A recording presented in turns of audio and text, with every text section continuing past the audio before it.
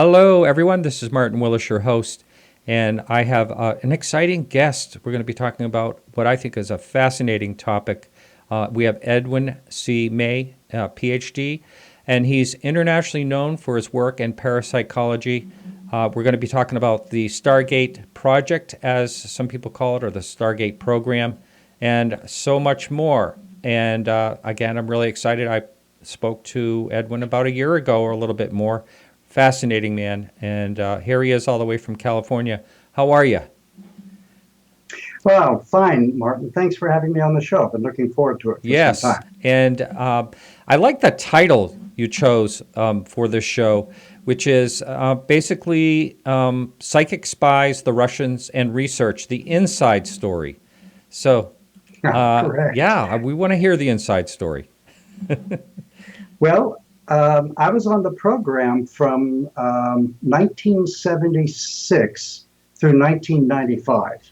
The program was funded by the U.S. government, as everybody knows, under the name of Stargate, which was only the last name of a whole bunch of what are called code names or special access names. But nonetheless, if you add up, it was founded by Russell Targ and Hal Puthoff. People know those names fairly well Yep. now.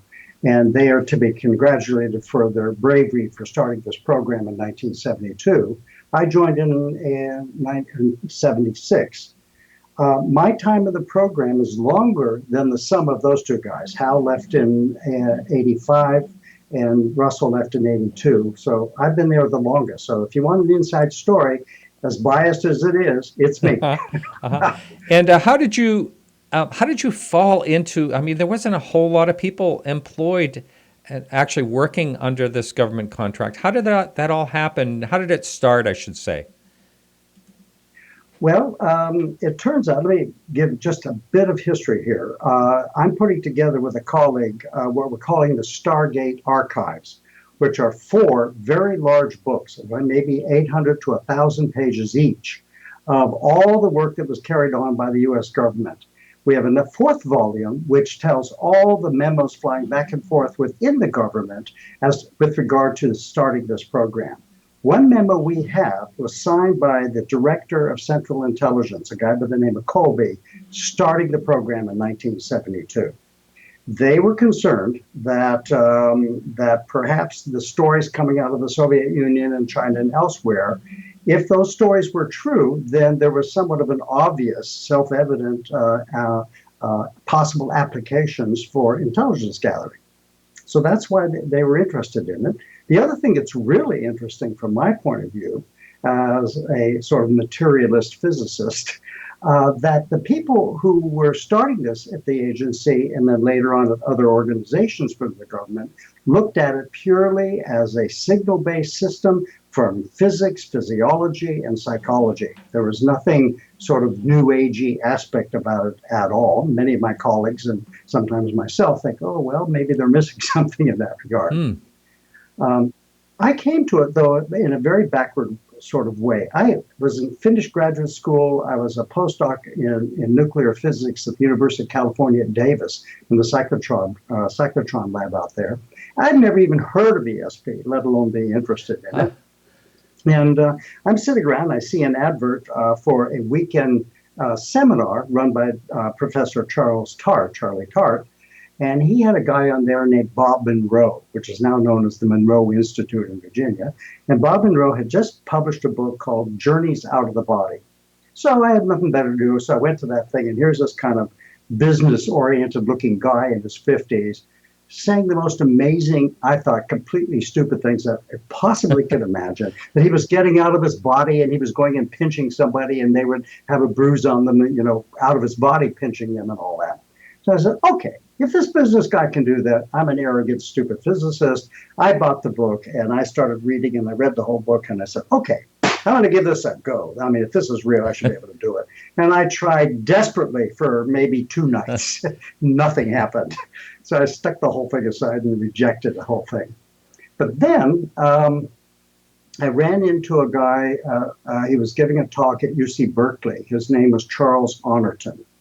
And we became friends and colleagues, and he was a mentor of mine. And he was speaking science. I went to go hear him.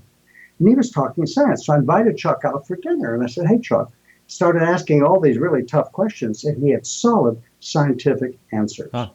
And that got me interested in the field. I said, how could I not be interested in this? I'm an experimental physicist with a PhD in nuclear physics. How could I fail not to be interested in this? And I'm still here. Wow. Wow. Interesting. So, but did you find this particular job with the government, or did they find you? How did all that happen?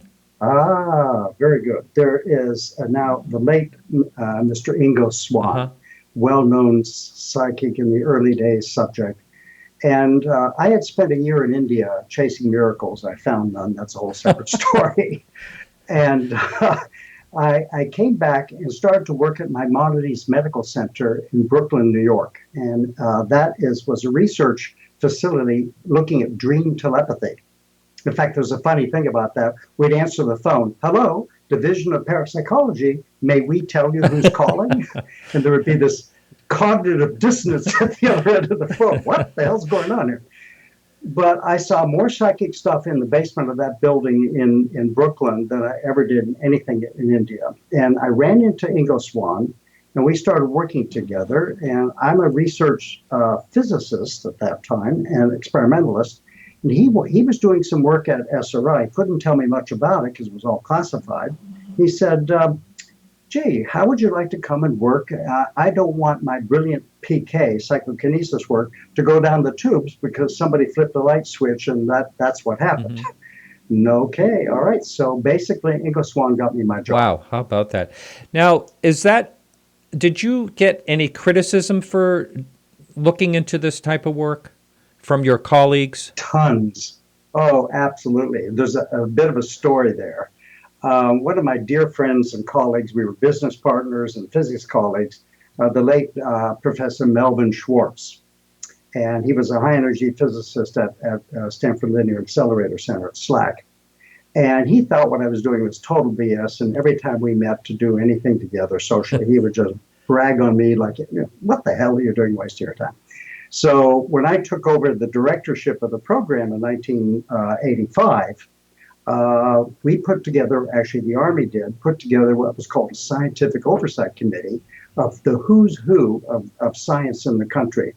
And the entrance requirement for that, you had to be a self-described skeptic, but open-minded.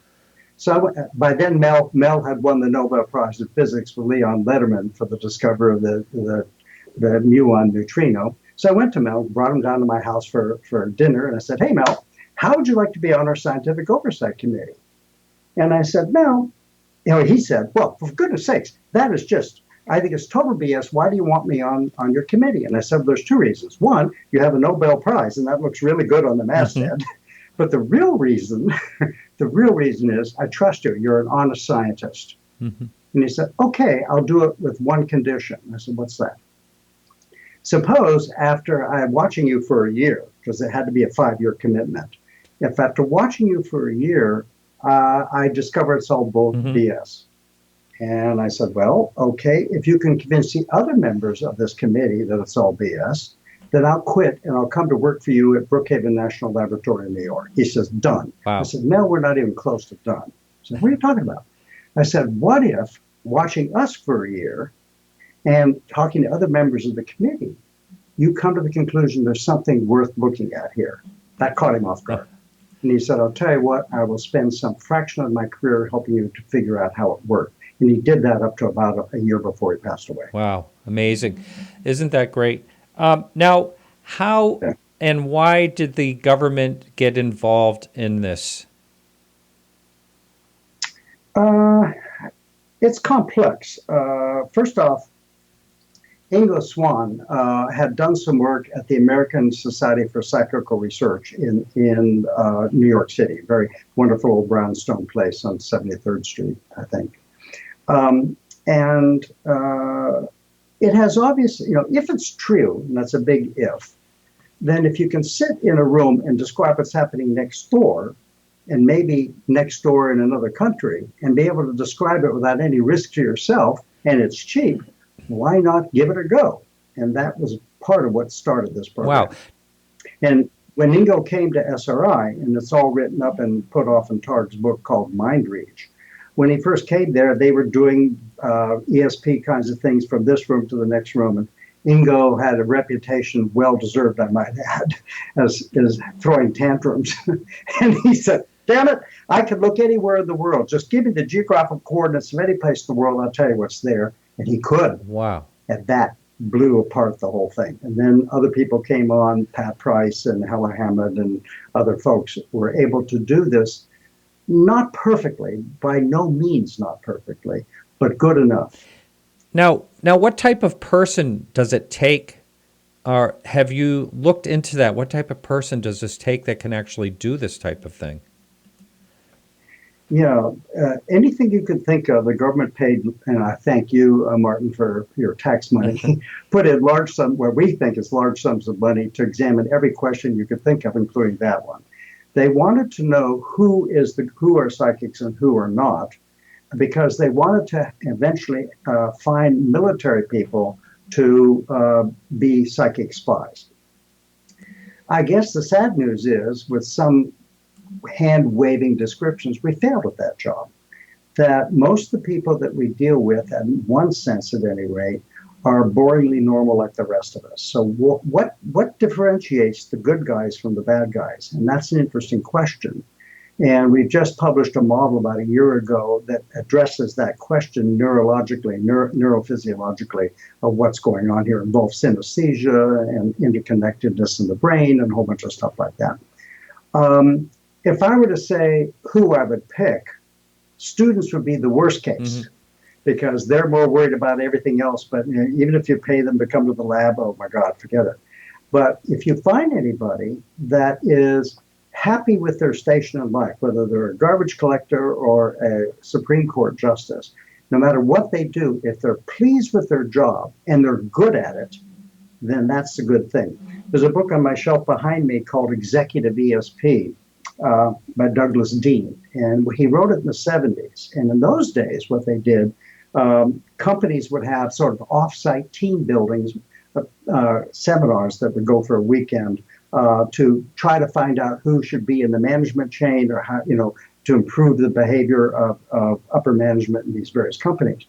And what Dean did was to get people to agree to allow him to put in a covert ESP test. So among all the other tests that people were taking, they didn't know this other little section was an ESP test. And at the end of the time, they broke that blind and sure enough revealed it was an ESP test. And Douglas Dean then sent out questionnaires to find out whether these people believed in ESP or not. What came out of that is very, very interesting. Number one, the scores on the ESP test by these executives correlated significantly with their salaries. Oh. And what that sort of hand-waving sort of means, you get paid the big bucks for making slightly wiser decisions with the absence of data. I mean, that's what executive jobs are. You have to figure out what to go. You can never get all the data you need. But did not correlate at all in their belief in ESP. So they were using subtly ESP in some way without having to believe in it at all. So to answer your question, who would I find people? I'd find successful people and bring them into testing. And is that kind of like across the board that these people have no idea that they have this skill? Often it is. This is a little unfair, and I admit that up front. When someone comes to me and says, test me, I'm psychic, I'm less interested. I mean, you drive down any of the streets of Palo Alto, there's Madam What's-Her-Face, and they have palm readers and what have you. We learned a long time ago, leave those people alone. Yeah. So when you were interviewing people, how did that work? How did you find the subjects that could do remote viewing? And I want to also talk more about what remote viewing actually is to detail. But how did you find these people that were better than average? I guess that's how you'd put it. That's a very good question, because that, again, was something that the government was very much interested in, because they want to have their own cadre of super psychic spies. The short answer is we haven't a clue. That's the real honest answer. Although we have some ideas now, which was way past the Stargate program, about how a brain would be structured, but that's a testable thing coming up in the near future with my research.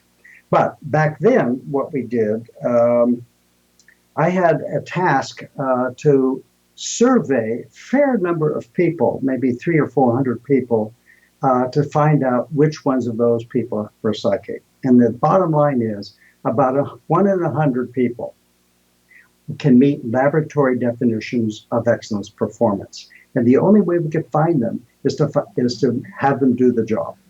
I mean, correlations with creativity, correlations with meditation, correlations with interest, any of the correlations that are popular among the description research parapsychology, none of those things turned out to be predictive of behavior in our circumstance. It does work in other circumstances at Gonsfeld, like at Edinburgh and so on, where they have remote viewing like stuff.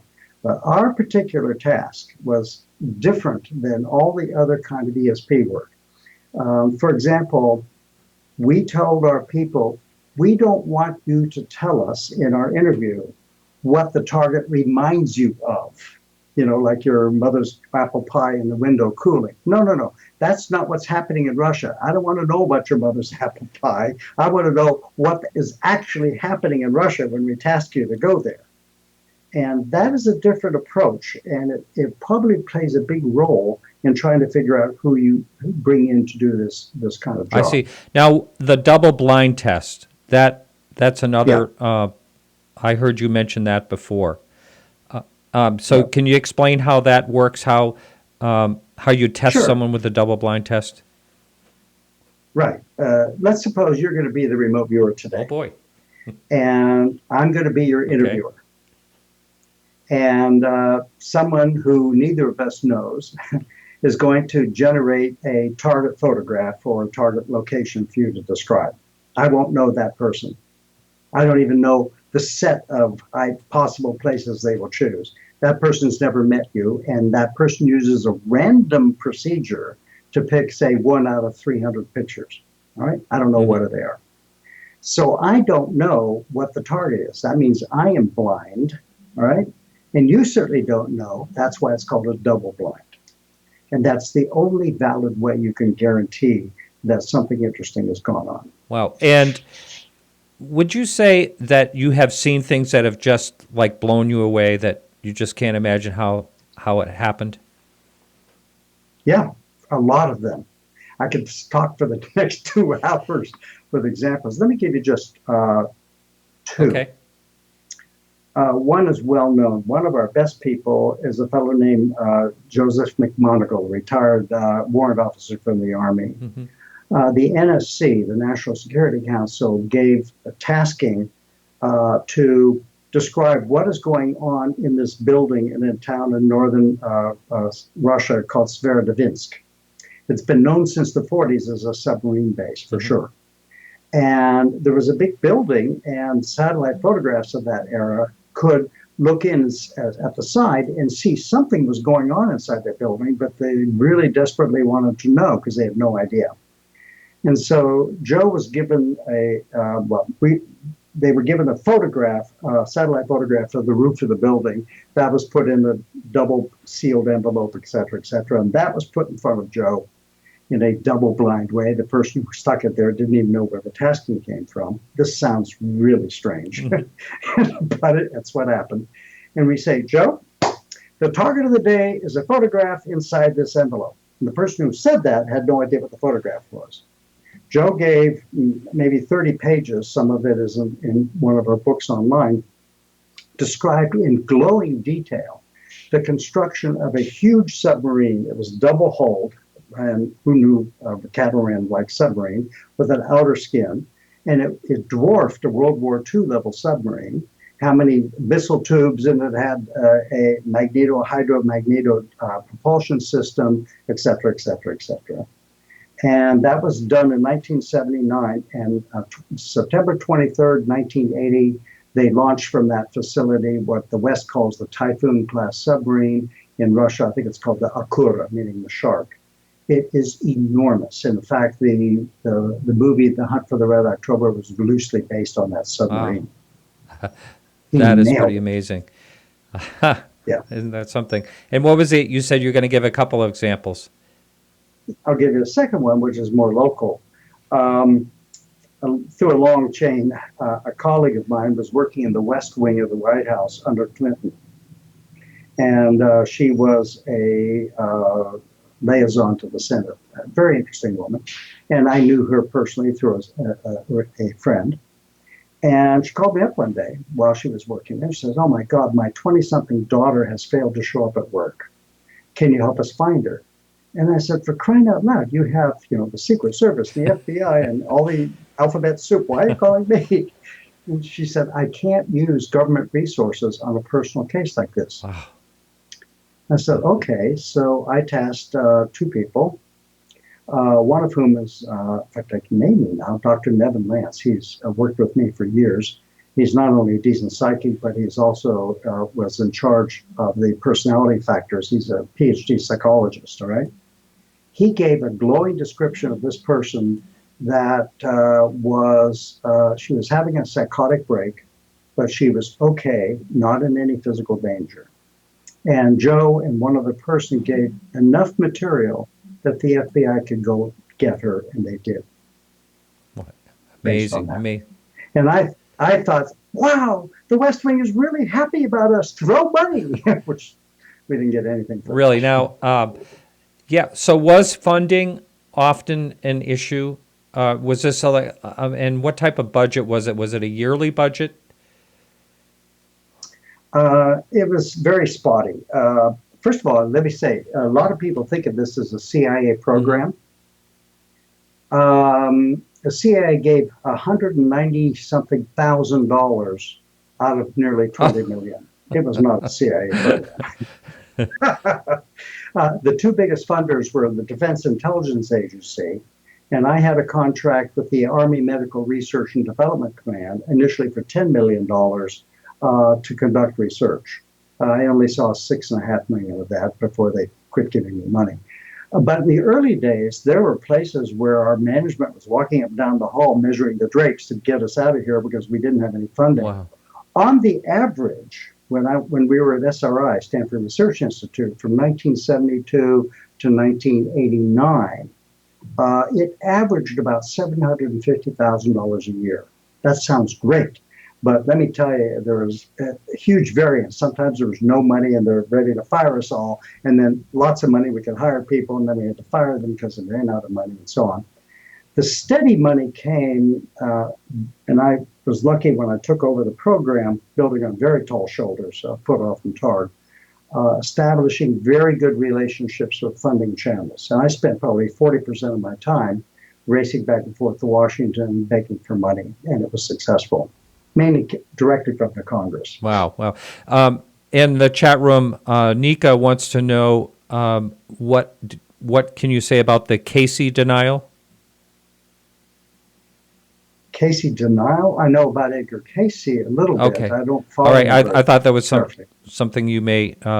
I didn't really understand. That's who I thought he was talking about, but I didn't really get the question either. I thought you might, though. So what is... Let's say ESP. What would you consider ESP? And I'm going to bluntly ask you, is ESP real? I'm hanging up now. Okay, I'll take that back. It turns out probably it was. I don't think Joseph Banks Brine, who basically was the father of research parapsychology in the country, first at Duke University and then at the Foundation for the Research of Nature of Man. He defined extrasensory perception with the term extra, meaning it's ways of gathering information about the world in ways that are not involved in the 5 known sensory systems. In other words, you don't see it, hear it, smell it, taste it, feel it, any of that sort of stuff. And that doesn't tell you anything about what ESP actually is. It tells you about a whole lot of stuff about what it isn't. And so when you design an experiment, you have to make sure that there isn't any, sneaking things with radios, transmitters, or receivers in people's ears, so there isn't cheating. You have to make sure that there's no other way to get the information other than that by some unknown way. Mm-hmm. It doesn't tell you anything. So let me make a very geeky statement for you, since you asked if I believe in ESP. Here comes the geeky statement. There's incontrovertible evidence for an information transfer anomaly we currently do not understand. Mm-hmm. Doesn't say anything at all about ESP, but I'll go to the mat to defend that. And so will Professor Jessica Utz, the nation's leading statistician. She was just stepped down as the president of the American Statistical Association. And she worked in my lab for a year as a visiting scientist. She says, look, ESP meets, the research in ESP meets all the standard definitions of what constitutes a genuine phenomenon. It is, in my view, a genuine phenomenon. And how is it viewed by, how did you find this is viewed by the media, the American media, let's just say? That's a very interesting question, Martin. It's a little disappointing. Most of the time, American culture, on one hand, loves this stuff. All the movies and the books and the columns in the newspaper for your horoscopes and all of that kind of stuff. In some sense, the American culture is almost too much believing in this material. It happens too fast. On the other hand, the scientists kind of reject it out of hand for a variety of reasons. And one of the reasons, I think, is that culturally, the Judeo-Christian or Abrahamic religions, it actually says that this is the work of the devil, believe it or not. And, powerful people with the witch trials where they burned people at the stake for having manifested this and other powerful things that women can do. And that's too bad. And as a result, for example, I won't name the organization. We did, Joe McMonagle and I did a whole series on live television for a nationwide television organization. And they were thrilled. They were absolutely thrilled. And then editing made us look like idiots. I've heard of that. Why would they believe this? It's just terrible. And for the most part, I don't do American media. You're an exception to this at all. Mm-hmm. Foreign media, on the other hand, treat us lovely. Wow. And in Russia, much to my surprise, there, upper level people are all falling all over themselves. Let me give you one example here. I can mention his name. He's given me permission. His name is Dr. Jack Verona. He's a career intelligence officer. He has a PhD in physics, very smart fellow, and almost single-handedly responsible for the continuation of the government funding. Very smart fellow. He's given me permission, A, to use his name, B, write anything I want about him. He absolutely flatly refuses to write anything himself about this. Part of that, I think, is because, even though he's 80, he's in his early 80s and retired, he doesn't want to be dragged through the media. Give you one example, one exception to that. A colleague and I are working at publishing all of the research that was carried out funded by the government from 1972 to 1985. And here is a cover of the first such book. You can go on Amazon and look for the Stargate Archives, and this will appear. And I doubt your people can read it, but what it says at the bottom, this is volume 1, everything you want to know about remote viewing from 1972 to 1984, everything. How to find people, how to do the analysis, what the criteria are, what the correlations with everything are. But at the bottom here, it says forward by William S. Cohen. Mm-hmm. William S. Cohen was the minority leader of the Senate Intelligence Committee, Republican minority leader, and later became Secretary of Defense under Bill Clinton. He wrote a foreword for this. Wow, that's great. Yeah, he was very brave to go out and do that. Yes, absolutely. Now, what about the Eastern culture? You're talking about the Western culture mostly, but how do they view this, or did they even get involved in trying to do this type of research? Oh, very much so. I'm now close buddies with KGB, ex-KGB guys. One of the books that we wrote, the deputy director of KGB wrote the foreword for our book for us. It's a little bit complicated because in the official communist idea is this can't happen, but nobody paid attention to that. The KGB was using this stuff back in the early 70s. A very famous, now no longer with us, Ippolit Moseyevich Kogan, an information scientist, wrote an article in the 60s and it was republished in the early 70s called "Is Telepathy Possible?"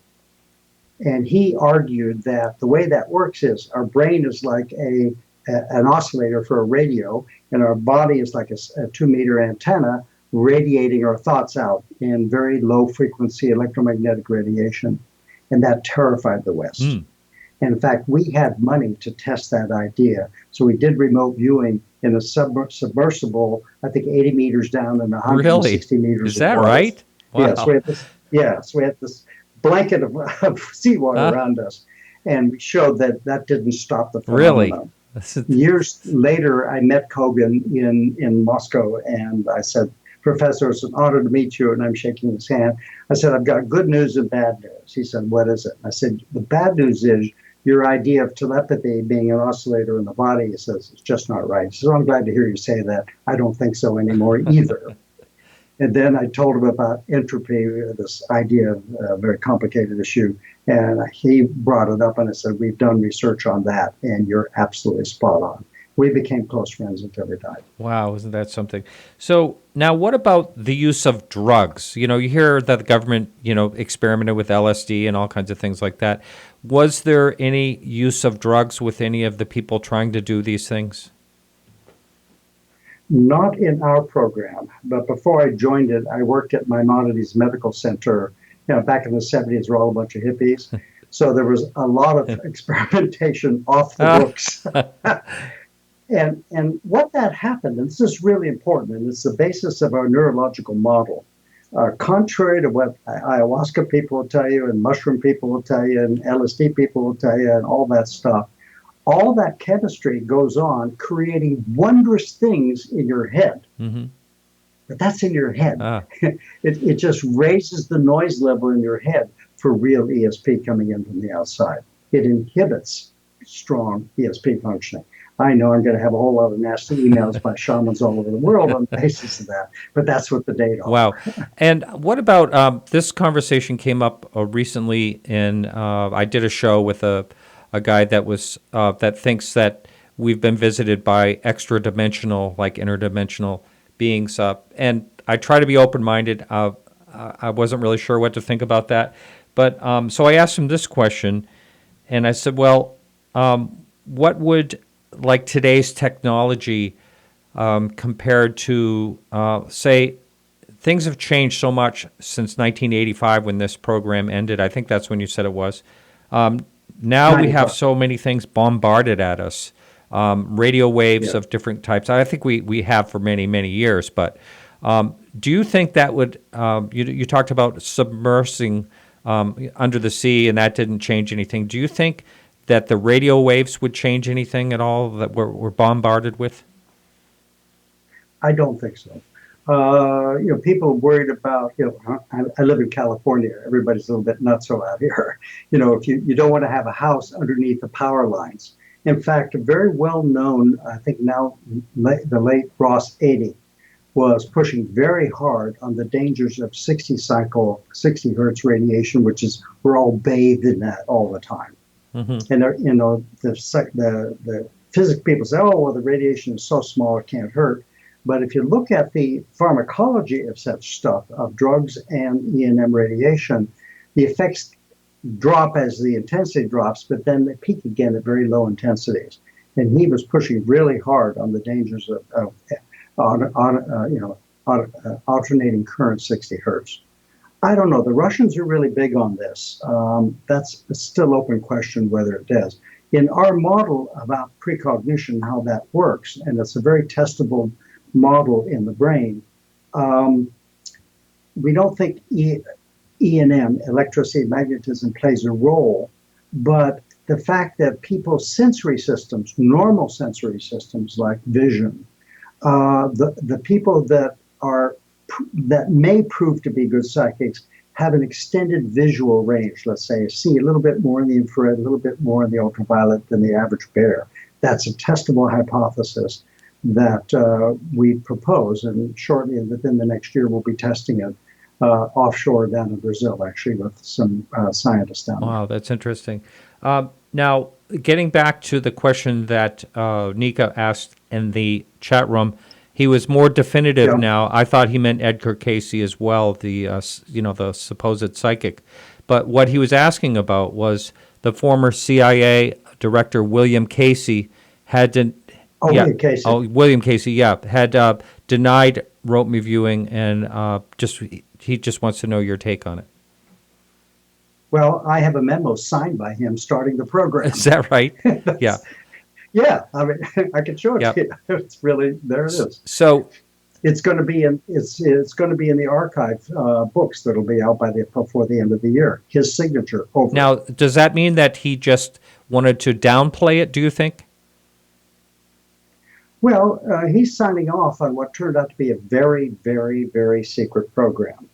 And you don't want to admit that for example, when I've had clearances since I was undergraduate in school. I used to work for the Rand Corporation in Santa Monica, and I had a top secret clearance then.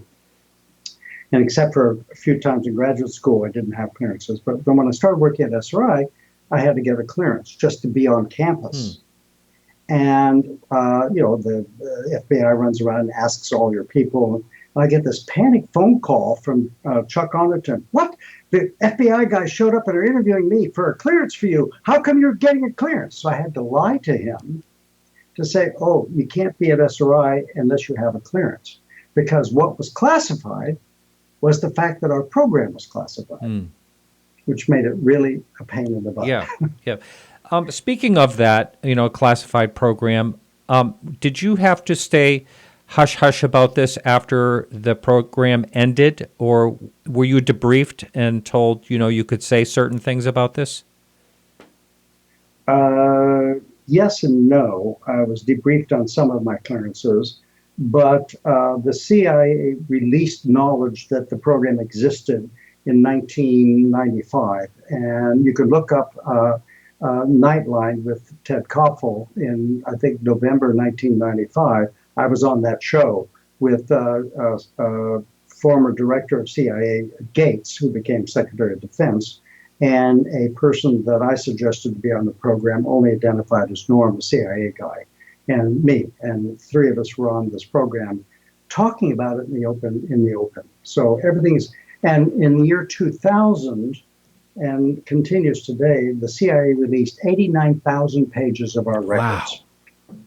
Amazing. Yeah. And now some of it is still classified and probably still should be, but almost all of it is. And that's why we're putting together these archives, which will be available to everybody. Now, how many people were involved, would you say, as a total of involved in the Stargate?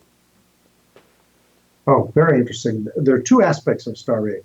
From 1972 to about late 1978, it was all done at Stanford Research Institute, called SRI International now. All right, probably less than 20 during that period. Mm-hmm. Less than 20. But you generated 80,000 papers. We were a paper mill. One of the things that we did, for example, when I took over the program and I had this $10 million contract, $2 million a year for 5 years, I had a staff of 12 people, plus a whole lot of subcontracts in different places around the world and consultants and what have you. It was a big program. And my first contract, I had 30, I don't know when you have a contract with the federal government, they give what's called a work statement. They don't just give you money and say, have fun. We all wanted that. But instead they say, okay, here are a bunch of items we want you to do, and here's how much money you can spend on each of these items. And if you run out of money in this one, you can't take money from here to put over there. It's very rigid as to what they ask us to do. And so in my first year, I had 38 separate tasks to do. And each one of those had quarterly reports and then annual reports, and the Scientific Oversight Committee had to review it, and that went in there. I mean, I spent my time writing and raising money for the most part. Yeah, I bet. Now, is there anyone actually exploring this topic now anywhere in the world? Tons. Two books that we have online right now. Let's make sure I get the title correct. Here it is. It's a 2-volume set called Extrasensory Perception, Support Skepticism and Science. Volume 2 of this 2-volume set is all about theories of ESP and how it works. Volume 1 will answer that question in gory detail. We outlined most all the research places around the world. It used to be America was the center of research. Right now, there are very few places doing this and work in this country. Institutionalized, I think there's only 2 that I'm aware of. 3 now. University of West Georgia, the Institute for Noetic Sciences in Marin County, and us, the Laboratories for Fundamental Research. That's all that's happening in the U.S., institutionalized. However, in Europe, my gosh, the UK is a hotbed of new research going on. Some research in Russia, some research in Hungary, some research in Portugal. One of the main funders of this work worldwide is the Foundation BIAL, fund out of Porto, Portugal. And they put in about €500,000 every 2 years, which is nothing. Yeah. But hot competition for that little bit of money. Now, what about the U.S.? Who are funding the institutions in the U.S., the 3 or the 2? Right now, nobody's funding me. I wish they were, but they're not. That will change shortly, I think. The Institute for Noetic Sciences is a subscription organization. People sign up, and so a lot of their funding comes from subscribers who get their newsletter and buy merchandise and attend conferences and all that. It's a very interesting organization. The University of West Georgia has, believe it or not, institutional support from the university to conduct research in parapsychology, which is terrific news. Wow, yeah. So is parapsychology something you can actually, now this is a layman's question, is it something you can get a degree in? At the University of West Georgia, you can. I think the way they word it is it's a degree in psychology with emphasis of parapsychology. You can get a degree in one of the big centers in Europe. There was, I don't know if you know the name of Arthur Koestler. He was a Hungarian writer. And when he died, he bequeathed a large sum of money to the University of Edinburgh in Scotland, to the psychology department there, which they were desperately ashamed of to fund parapsychology. So they had a worldwide search for the first occupier of that chair, that professorship. And an American won. Actually, a longtime good friend of mine, he died suddenly many years ago.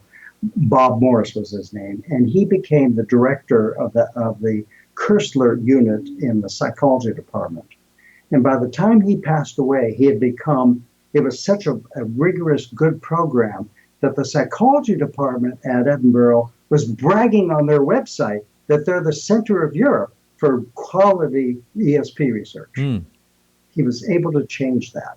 And so he had many PhDs that got PhDs in this discipline, have fanned out across the whole UK and are working at various universities. University of Northampton is one, Hertfordshire, and other places around that are doing pretty interesting work there. Now, you hear a lot of times, I have seen either documentaries or like a news flash where police have exhausted everything that they could possibly do to find out, say, where a body is or something like that, and then their last resort is to go to a psychic, and the psychic actually finds, this has happened a number of times, where the psychic actually finds the body and describes it's, by a muddy river bank, and there's a car and all this. Is that remote viewing? Is that what that is? Yes. Well, it's gathering information. Informational psi is a more term. Psi is a general term for ESP. The Greek letter psi is spelled PSI. Yes. And a sociologist from Michigan, Dr. Marcella Truzzi, wrote a book called The Blue Shield, I think it's called, and don't hold me to that, all about the police departments using psychics. Either they're murderers, I'm joking, or not. Actually, we have a number of cases in our collection of law enforcement along those lines. One of which, there was a murder. A young woman was murdered in Washington, D.C., and everybody was looking for her. And the woman's parents called up Joe McMoneagle in Virginia and said, "Can you help us find our daughter? She's missing, and nobody can find her." And he said, "If you can get the police department from D.C. to call me, I'll work the problem." Really? Wow. He this is metaphorically, it doesn't work this way. He stuck a pin on the map in Rock Creek Park, 75 feet from where they found the body. Oh my God. That is totally amazing. And I doing this show and another show I do, I just think there's just so many things that can't really be explained, and that definitely is one of them right there. Would you say that this is kind of a weird subject to ask you? Could you think that remote viewing could be done off planet? In other words, like say on the moon or another planet. Can it travel distances, or is it just located here on the globe? That's definitely not an outrageously stupid question. All your other ones were, but that one's a good one. Good to know. I'm joking, of course. Yes, in fact, we've done some work with that. Ingo Swann did a, quote, remote viewing flyby the planet Jupiter before any of NASA's spaceships got there. Oh, I think I heard about this. Okay, yeah. And he described that Jupiter had rings, it was not thought of, and it had a magnetic field, which was never known. Turned out to be correct. Yeah, wow. Isn't that amazing? Now, I did an experiment. I went to my management because Bulova Watch Company was offering a big prize for the most clever experiment on the nature of time. So I said, "Hey, I would like to do an experiment. Will you let me apply for that grant?"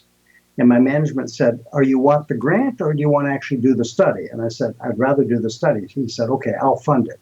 So what this was, the Jupiter, which at the time was 40 light minutes away, it has an inner moon called Io, and it goes around Jupiter once every, I forget what the time period is, very short.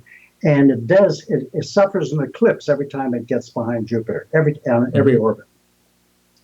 And so it turns out that no one can compute to precision the eclipse time. And we call the eclipse time when the moon is half lit. In other words, the shadow of Jupiter is only covering half the moon. So what we wanted to know was, can somebody describe when that eclipse time is occurring on the planet, on that moon? And the question we wanted to ask, do they do it in Earth-based time, which is 40 minutes later, or in Jupiter's time, as if they were sitting on Jupiter watching? So we did this very careful experiment, and I'll leave all the technical details out, but it involved doing remote viewing at 3 in the morning over hot fudge sundaes at Denny's with the WWV counter going tick, tick, tick, tick. So, and then we had Chabot College make the measurements for us as to when that halftime came. And over many trials, our viewer managed to get the correct answer to plus or minus 10 seconds. Oh, my God. 10 seconds? Now, the question is, here's the question. Did he do it in Earth-based time or Jupiter-based time? I'm going to ask you, I'm going to answer they did it in Jupiter time. Bingo, you got it right. Lucky guess. I was remote viewing it. Now, you just said that you were having hot fudge sundaes, possibly. So does that mean that someone doesn't have to be like in a sterile environment where there's no noise? Oh, that's so much BS. We did, I said we tested Kogan's idea in a submersible. Yeah. One of the persons with me, as we're being towed out in this submersible, it was off of Catalina Island, was green and seasick. Oh. And I kept saying to her, "Well, are you feeling okay?" She said, "If you ask me one more time, I'm going to barf all over you. Shut up." So here's this seasick woman doing marvelous remote viewing. Oh, there's another story you'll appreciate. one of the Army units at Edwin Army Arsenal up in Maryland was doing remote viewing, and I was asked to go back there and act as a judge on their material. So I'm sitting in this trailer looking at material back there, and all of a sudden I hear the loudest damn noise I've ever heard in my life. I lift 15 inches off my chair. Kaboom! Whoa! Holy cow, what was that? Turned out this trailer was like 100 yards from a 15-inch howitzer range. They were shooting off these giant cannons and still able to do remote viewing in that circumstance. Wow, wow. Now, how does it actually, I don't know if the word work is the right word to use, but do things just pop in someone's head? Now, how does that happen? Well, I can address that in two ways. One is experiential. In other words, talking with people. You know, I've been working with Joe McMonagle for 30 years and Angela for 30 years and Devin for 30 years. So I know them very well. We're close friends. And so, okay, so what's it like when you do this? And the answer rarely is like a multimedia extravaganza going on between your ears. Mm-hmm. Sometimes it's like that. Most of the time, it's almost as if you're making it up. Really? And you just have to go with it? And you just have to go with it. What Joe was able to do, and Ingo also, was able to, at least statistically, say, well, I made this up, but this is related to the target. And be able to make two columns of numbers and show a statistical difference that way. I find that amazing. Now, that said, we have some now ideas neurologically, which we're going to be testing shortly in the brain, of how this might work and what is involved. Do you know the term synesthesia? Have you ever heard that Could you say that one more time? Synesthesia. No, I'm not familiar with that. Okay, what it is, it's been around for a long time, known for a long time, is people who have sort of cross-wiring in their brains. Yep. In other words, they see numbers and color. Yes, I know what you're talking about. Music. Yes, they smell color. Yeah, yep. Exactly. We think that synesthesia plays a role in being a good subject, and that's a testable idea, and we'll find out. We wrote this model published in Sage publication, and if the model how precognition works is completely wrong, there's one aspect of it which is really good.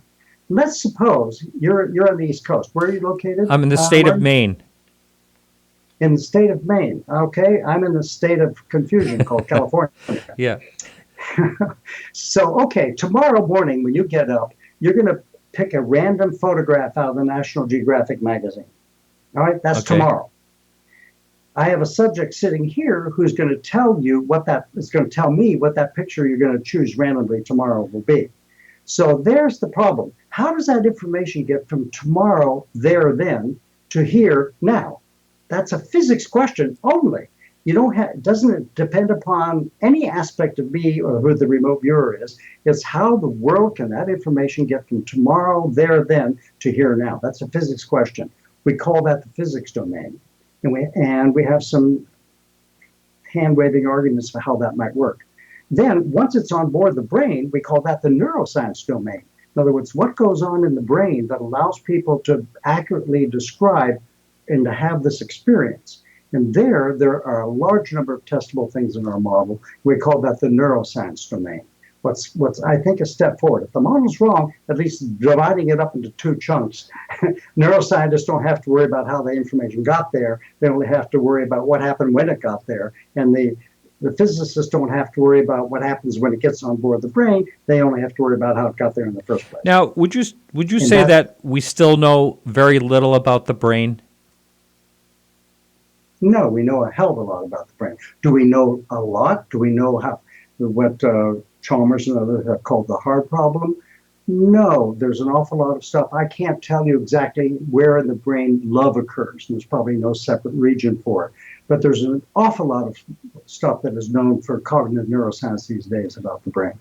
Do we know everything? No, not even close, but we know a huge amount. But I hear people debating what consciousness is and what the mind is and all that compared to the brain, if it's separate or parallel or all that. Does any of that play into what your research was? Yes, there's a huge debate in our research community. It falls into in two words, dualism, where you think the brain is the mind, whatever that is, consciousness, is not equal to the brain. And the other side of that is that what we define as consciousness, all that rich sort of subjective thing that goes on in the brain, the richness of the taste of hot fudge sundaes, the richness of the color red, what it feels like to be in love, all that good stuff that goes on, we all love as humans. The materialists, which I am one, say that that is an emergent property of the brain. Now, the other side of that argues strongly against that. My colleagues that have been working on this problem for a long time are happy to go down this sort of called physicalist idea how this might work until it begins to fail. Then all doors are open as far as I'm concerned. I'm data driven. And all the data that we have so far, at least my interpretation of it, and some of my colleagues agree, is that you don't need to hypothesize anything at all about the nature of consciousness. Here's the interesting thing. Out of those 89,000 pages from the CIA released from our project, the only time consciousness is even mentioned as a word is in references to somebody else's book. Really? Wow. Yeah. Isn't that something? Now, what about how reliable would you say ESP and remote viewing is? Let me use a highly technical term. It sucks. Okay. It's even worse than the California telephone system. That said, however, if you use it properly, it can be extremely helpful. Let me give you a couple of examples. One of the things that when I became director of the program, I had to try to re-educate our government clients in the following sense. People thought we had miracles. Oh my God, we can levitate a monk to the moon and we can reach into Brezhnev's office and describe what's inside, and it's going to be God's gift to intelligence gathering. No, didn't work out that way. But if you invert the problem and say, okay, what can we demonstrate in the laboratory? Okay, we can do this and the other thing. And is there an application for that? And the answer is very clearly yes. Let me give you an example. Suppose you have a lost nuclear weapon or a kidnap victim, and the people lots of people looking for it, they have no idea where it is. They have some idea, but in large areas. What we can do, we can't often pinpoint where that lost thing actually is, but we can reduce the time it takes you to solve that problem to a significant degree, which might in fact save lives and reduce the amount of expenditure you need to accomplish that. And here's the way to go about it. Let's say there's a kidnap victim and you strongly suspect they're in the UK somewhere, or maybe in London, let's make that out. And so you divide up London in, say, 6 or 7 different areas. The authorities are going to search in those areas, right? And so we have like 6 areas they're going to search for, and we add a 7th one, meaning none of the above. And we have some very clever techniques with computers, and it's being written about in these volumes, that will allow you to say, well, if you're going to search these areas in a random way, why not search and we'll give you a list and you can search ours in our way. And if you do that, it'll reduce the time it takes you to find it by anywhere between 10 to 25%. And is this something that has consistently worked? We've done. Yes. So I guess that would be a good reason to say it works. It works somewhat. And wow. And I remember listening to a show where you talked about you and your colleagues did a test when it came to, I want to say horse races or something like that. Oh yeah, how to make money with it. I want to talk about that because that's I might want to get in on that. Yeah. Well, we did a lengthy series on sports betting. You can do it with horse races. This is called associational remote viewing. In other words, just to illustrate the point, then I'll tell you about the real case. Let's suppose there's a 2-horse horse race, okay? And I would like to sit down with you, Martin, you're a psychic, and say, okay, tomorrow the race is happening. Which horse, horse A or horse B is going to win? That's the straightforward and wrong way to go Mm-hmm. about it. I can illustrate why it's the wrong way. Let's step back a little bit. Suppose I have a regular playing deck of cards, all right? And I pick one at random and I stick it underneath my desk here and I'll say, okay, all the way from Maine, I'm going to make this really easy for you. Just tell me, is it a black or a red card? Wrong. Because what happens is you close your eyes and wafting before your mental landscape is every black and red playing card you've ever seen in your whole life. And you played bridge last night. So there's a gleaming ace of spades and a red jack of diamonds or what have you over there. And that's stuff you've invented, nothing at all that's coming from this card. That's called a forced choice problem. So what we learned how to do is to solve that problem is somebody unknown to me would say, okay, if the red is the color of the card, we'll associate that with a picture of a kangaroo. And if it's black, we'll associate that with a picture of a rocket ship. And now I ask you, okay, Martin, tomorrow I'm going to show you, and we're in a space of about an hour from now, I'm going to show you a photograph. Just remove you what that photograph is now. You don't have to worry about what is associated with that photograph. And so the picture I'm going to show you later is determined by the color of the card that's facing up here. Now we do that for the real case. We did 30 trials with a very complicated series of stuff. We had a strategy betting team that was in Birmingham, Alabama, and a bunch of remote viewers out here. And so what we did was, my friend in Alabama would say, well, I've got target A and target B all squared away. I had no idea what the hell that was. He had picked some sports game. I didn't know it was football, basketball, horse racing, or whatever, where there was a binary outcome. Team A or Team B would win. And he just named the outcome of, let's say, the Dodgers playing some other baseball team. And the outcome, if Team A won, he called that, if the Dodgers won, he just defined that as target A. And if the other team won, he defined that as target B. He said, I've got these two targets. Oh, okay, fair enough. So I'd sit down with you and I'd say, okay, tomorrow you're going to see a photograph. Please describe that photograph. And you describe it. And we put your data in the computer, and the computer randomly picks two pictures that are as different from one another as possible, and arbitrarily labels one of those pictures target A and the other one is target B.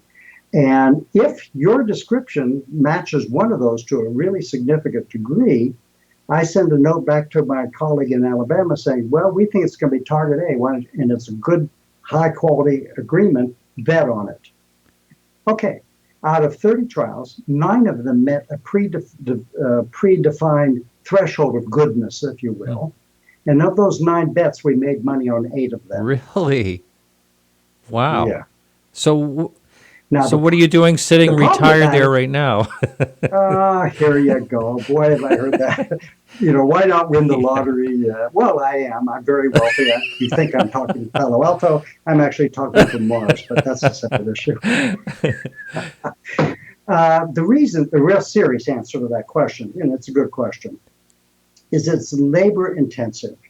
Psychic people are not like switches. You can turn them on and off. They get bored quickly, and if you get bored tying your shoes, you don't do a good job of it. So it was labor intensive. It took like 9 months to do this kind of thing. It just isn't worth the effort to do. Wow. And how many people were involved? We had 3. So that long. Wow. But very interesting, just the fact that something could be, actually come out of it was really, really amazing. Yeah, because that's... Well, Russell Targ, the good news is he used the same idea, and he won $100,000 betting on silver futures by this technique. Unfortunately, lost $100,000 later on, but the first part worked out really well. One of my other colleagues, Hal Putoff, put his kid through school by doing this kind of technique. It does work. How about that? Now, I don't understand this question. It came from Omar, but maybe you understand it. Where do you think electric human conductivity comes from?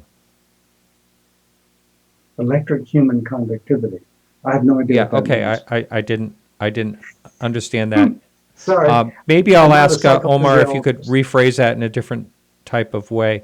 Sure. Also, someone up there is how do or can someone defend from remote viewing? Boy, yes and no. Obviously, we had a whole program called countermeasures. What can we do to, if we can remote view them, they can remote view us. How do we protect ourselves? All right. Hmm. The answer is putting up shields and doing all that stuff won't work. But we came up with an idea. Let's suppose you had a candle and you didn't want some bad guys to know that you had a candle. What you could do is put a huge searchlight right next to the Ah. candle. Uh-huh. So that if people are looking around for a weak source of light, you'd never see the candle. You'd see this big searchlight. Ah. So we have a way, involves entropy and some other things. You can have a random target, a random system, which would act as a decoy to hide what you're actually trying to protect. But as far as the government never, I mean, that was probably mostly like an experiment. But the government would really never worry about that. I mean, were we worried that Russia was You bet really? they did. Okay. One of the things that we had at SRI, we had one of these rooms, which actually is in the news lately, called a SCIF, a special compartmented information facility where you have top secret stuff. And we'd go down there from time to time with 5 envelopes marked 1, 2, 3, 4, 5 with pictures inside them. And we tell the people in this super, super, super, super secret place and say, look, when we walk out of here, randomly pick one of these one of these sealed envelopes and put it in the middle of the table, and we'll penetrate your walls with remote viewing. And they'd say, oh, you can't do that. And I said, yeah, watch us. And we did. Now, what we didn't tell them was, it scared the hell out of them, kept the money coming for a while. I'm not Wow. joking. Yeah. But what we didn't tell them, once the remote viewing was done, I'd come back and I'd say, "Can I have the picture?" And they'd give me the envelope, and I'd take it upstairs, open the envelope, and show the person the photograph as feedback. If they were looking into their future at the feedback, they never penetrated the room downstairs. Uh-huh. But they were really scared about it. Wow. Amazing. And do you think, or as far as you know, you said you've gone to Russia, Moscow, like 20 times, and did they have, say, a comparable, really good remote viewer as well? I met one of them, Joe McMonagle and I met one of them. Her name is Elena Klimova. She was an Army personnel, and I actually did an experiment with her. So I have firsthand knowledge he's ever much as good as Joe McMonagle. I can't speak to the other. At one time, the remote viewing group there had 120 remote viewers in. Wow. Amazing. Yeah. Now, it seems to me that if I was hired and had a contract like this, I would really, now you mentioned earlier that people can get bored really easy, but I think, wow, that would be such a fun job. I mean, was there a turnaround, or did people just stay with it? Well, much to the consternation of our minders, and we had minders. One fellow was the late Jim Salyer, was a GS-15, very high-ranking geneticist from Defense Intelligence Agency. He was with us on site for 8 years. All right, and his job was to make sure we were doing our job right. Wow. And he'd get really angry because we'd fly somebody, a psychic remote viewer in from the East Coast, and the guy would walk in the door like Joe, and I'd say, "You look like BS. You look terrible. Take the day off and come back tomorrow when you're rested." And Jim would go berserk. I said, "Look, do you want to fill in all the little boxes in your sheet, or would you rather have good data?" Yeah. And he said, "I'd rather have good data." Yeah, that totally makes sense. Do you think this will, in any type of way, come back as far as our government is concerned, or do you think it's gone for good, or do you think, I can't see how technology could change anything. This is all just, personal. But let's just have Yeah. a case. For instance, let's say all of a sudden someone is born, and all of a sudden they realize this person really has a gift. And do you think they would initiate something with that person? Let me rephrase your question a little bit, and it's related, and I will answer Yeah. what you Okay. just asked. And that is, why did the government get out of the business in Okay. the first Yes, place? that's what I meant to say. And especially one of the things that we're finding that we're going to be publishing, the CIA published a critique called "From the American Institutes of Research," saying this stuff never worked as an intelligence tool. Well, there's a problem with that. In 1980 alone, the CIA came back 35 separate times tasking the remote viewers on different Really? tasks. Wow. And the way I think about that is, I really hate chocolate pie. I'm going to have to eat 15 slices just to make sure that I actually hate it. Yeah. So it was producing stuff that they were pleased with. One thing, in the intelligence community, they have what are called INTs, I-N-T-S. There's photint from photography, there's SIGINT from signals, there is COMINT from communications intelligence, and so on.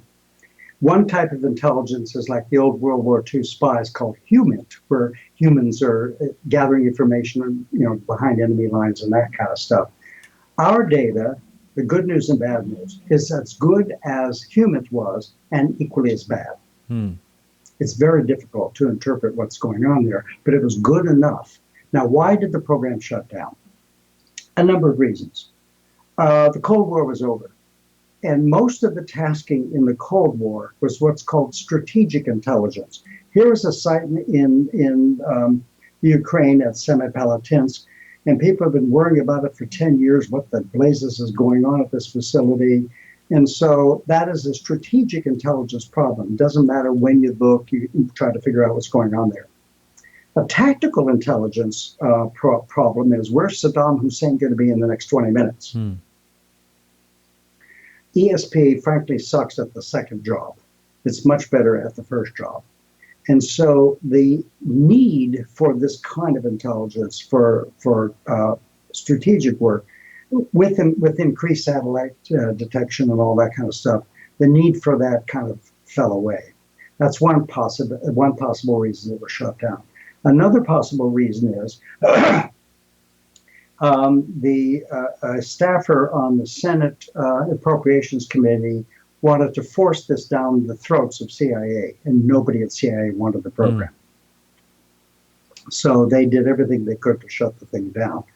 Thirdly, and this I think is a big one, we had a whole series of protectors. William Cohen was one of them, who stood between us and the people who tried to shut us down. And a lot of those people who were committed to the existence of this phenomenon and its usefulness have somewhat gone away. And give you an example of that, Joe McMonagle and I spent a whole decade below the radar trying to get something started again. And because in intelligence for counterterrorism, it's a great thing. It would be wonderful. I hope I'm wrong. I hope they're using it now. I don't think they are. And my argument for that is that we found that the working stiffs, the people who were going to be doing the data and the analysis, loved what we had to do because it was cheap,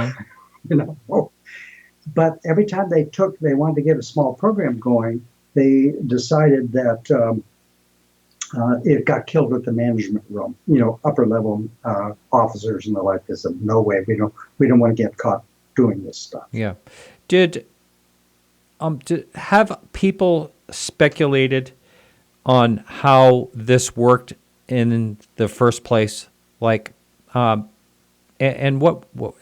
I see you shaking your head. Yes. And what did they come up with? Well, as I said, Kogan thought it was electromagnetic, and we tested that. But what's actually surprised me. What surprised me was we have some memos from the CIA, even in 1973, outlining what they thought would be an appropriate research program.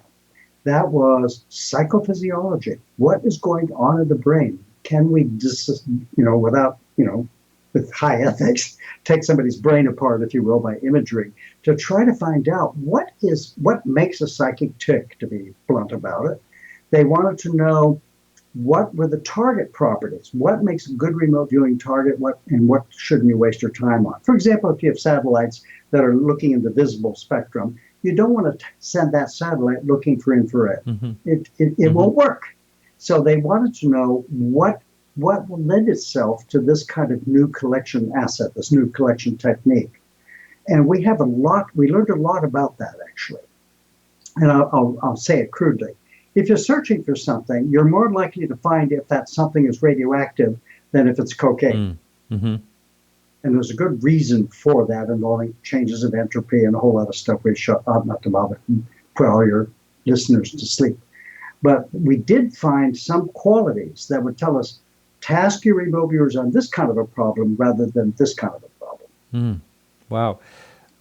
Now, there's, some people, I don't know if this is true or not, but they say everything is connected in one way or another, energy and all that. And then you get all the way down to how they can't explain the quantum entanglement type of thing.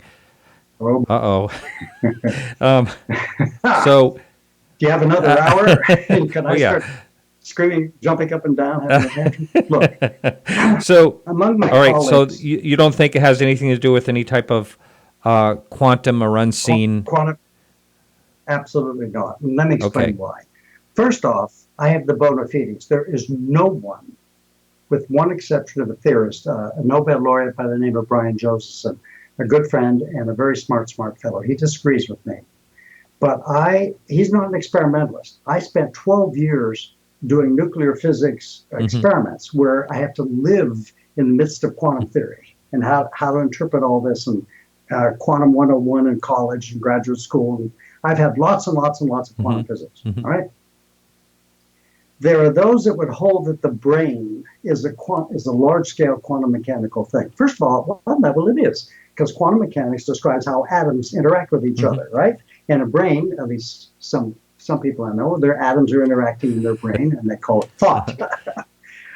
But there have been calculations and experiments that show that the brain does not act like a giant electron and have a wave function that can reach across time and quantum interconnectedness and oneness across the planet. Sorry, the amount of probability waves in quantum theory coming from the brain doesn't get even through the skull, let across the planet.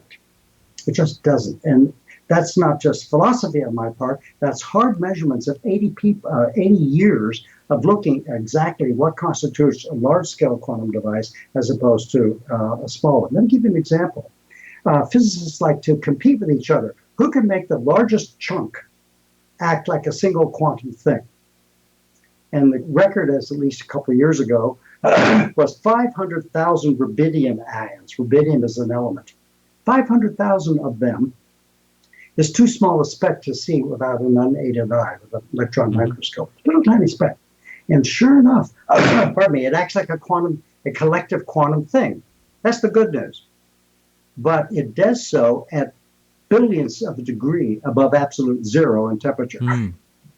And as soon as you raise it a little bit to maybe a millionth of a degree above absolute zero, it quits acting like a quantum device. Now you're going to tell me a brain at 300 degrees above absolute zero is going to act like a quantum device? Sorry, it ain't going So what is the argument? You mentioned your colleague, or that you said was very smart, that believes that it's possible. What is his theory on that? What is his take? His name is Brian Josephson, Nobel laureate. He won the prize for developing what is now called the Josephson junction. Very nice fellow.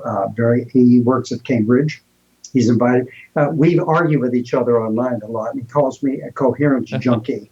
So he invited me to give a talk at Cambridge, and I went there, and I said, my title was The Confessions of a Coherence Junkie. And what he thinks is, and he has an attitude, he's a very serious transcendental follow a transcendental meditation. And I'm not on his case about that. I think it's glorious. I've spent a lot of time in India myself. And that kind of experience that people have in meditation. And he is trying desperately to put in some testable ideas theoretically to that. The problem is that the only data that people that hold the idea that consciousness is not located in the brain, it's extending outward, the only data they have is parapsychology. Now, I'm happy if the other side of that argument, that it's materialism, that it's neurons in the brain, when that begins to fail, I'll start paying attention else here. But right at the moment, it has yet to fail. Wow. It's interesting philosophy. It's damned interesting philosophy. I'm not, I don't call them horrible, stupid people like they sometimes refer to us. Uh-huh. but it's in fact, I was giving a talk in India once at the Ramakrishna Mission Institute of Culture in Kolkata, a very famous place. And I was the resident materialist invited.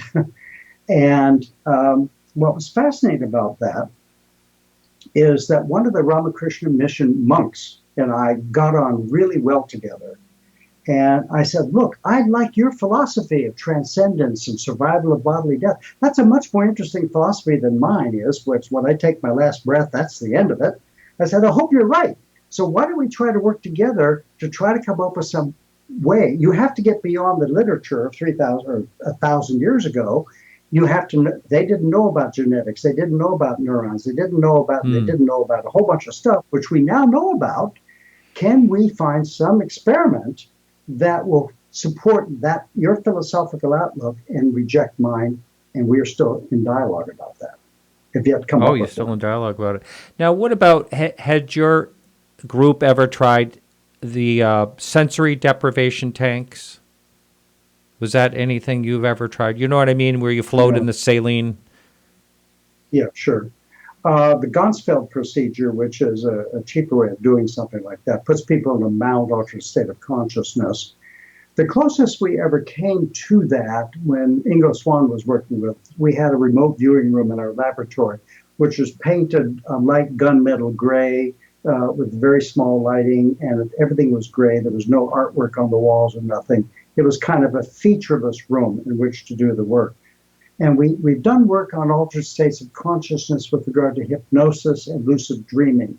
Neither of those enhanced remote viewing. Neither of them. Wow, how about that? Now, where does, you mentioned something about someone could remote view something like a day in advance. Is there any type of connection to possible time travel of thoughts or something? How does that work? Well, until this 2-volume set, we have a mainstream philosopher from Australia, who addressed the question, because most people think precognition violates causality. Causality means I've got this battery and it won't fall into my hand unless and until I open my fingers, right? So how can it fall before I open my fingers? That violates the causal relationship between opening my fingers and this battery falling. And so I thought for a long period of time, one big problem we have about precognition is it appeared, turns out to be incorrect, that it violates causality. And what this guy did, Richard Corey is his name, was able to demonstrate philosophically how it does not violate causality. Now, that gets really interesting because what it says is, all those science fiction programs, which are a lot of fun, if you can see the future, are you condemned to experience that future? Is it absolutely guaranteed, deterministically so that you cannot avoid it? In fact, Sandra Bullock acted in a film called Premonitions. And she had this premonition that her husband was going to get killed, and she did everything to prevent that to happen. But at the end of the day, nature conspired against her, and her husband was killed. Unfortunately, Joe McMonagle and I did a real premonitions set on the media. This is one of those my bitching about the media.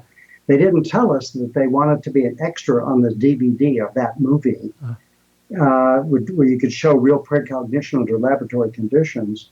But our data shows that you can have access to alternative futures, those that don't come to pass. Let me explain how that happens. It's really easy to understand.